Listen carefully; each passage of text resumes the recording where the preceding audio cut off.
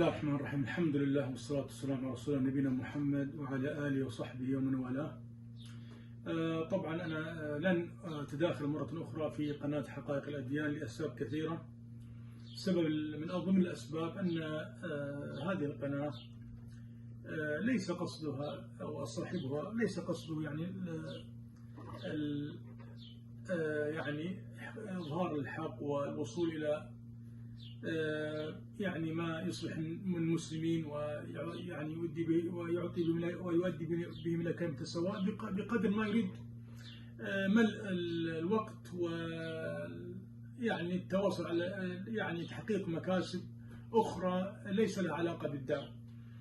ونحن طبعا نعرف ذلك، وإنما نجامله لأننا وجدنا متنفس في هذه القناة في قناته لأن يكون لنا يعني باب من الدعوة إلى وأن نصل إلى الناس من خلال قناته، وإنما هو للأسف الشديد يعني لا يهمه ذلك بقدر لا يعرف نظم الوقت، ويغيب عن الحوار، تنظيم الحوار، ويترك الحوار ولا يكتم الأصوات، ويتعمد ربما يتعمد الفوضى وخلق خلق جو من التوتر والشحناء، وهذا ما يريد لطلب الإثارة وكسب أكبر شريحة من الجمهور. هذا كله جانبا، هذا سبب بسيط يعني، وأنا طلبت له المداخلة للرد على هذه التهمة ولم يعطيني فرصة، لذلك أنا قررت الانسحاب من قناتي. نأتي الآن إلى القول في قولي أن الراوي في أحد رواية حرق اللي هو الجمعة على باب الزهراء علي بن محمد أبو الحسن المدائني. طبعا أنا في محرك البحث وجدت أن هناك أكثر من شخص يحمل هذا الاسم، فطلع عندي في المحرك الرتبة أنه مجهول، وفي الحقيقة لما رجعت إلى تحققت من الاسم وجدت اسمه يفترق، اسمه يلقب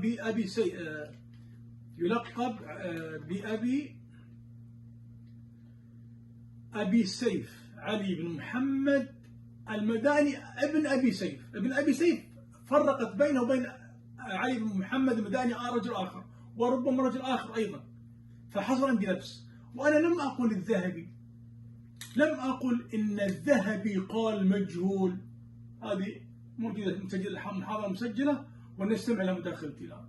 هل فيها فعلا كلمة أنا قلت قال الذهبي مجهول أم لم أقل ذلك؟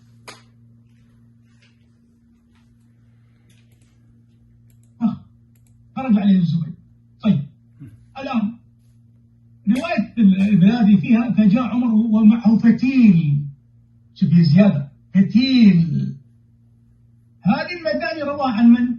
عن أبو الحسن المدائني.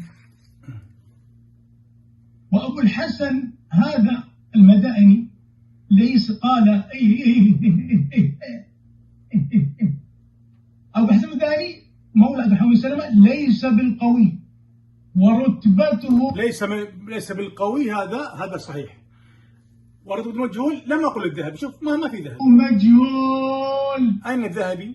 أين قال الذهبي؟ مجهول، وقد أخطأت في ذلك هذا رجل مجهول. طيب. نأتي الآن إلى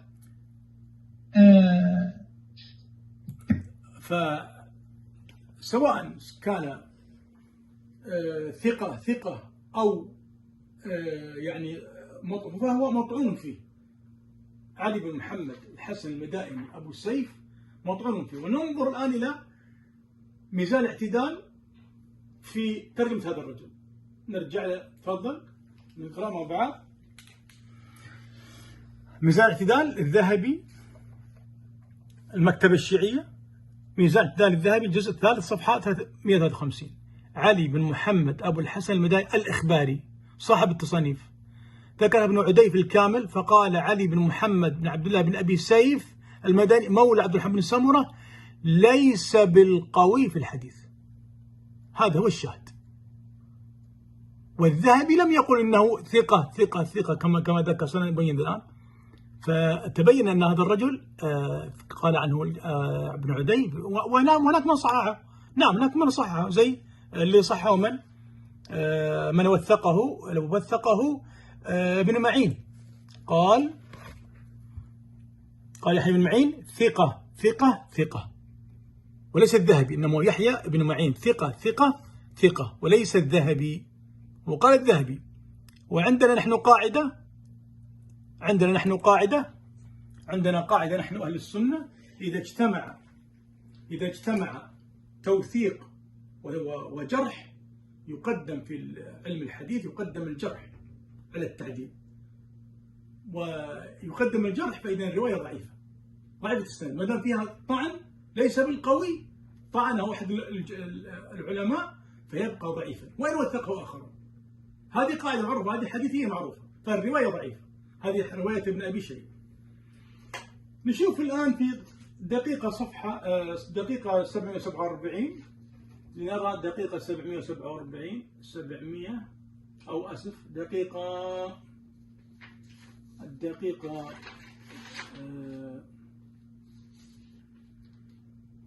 الدقيقة 47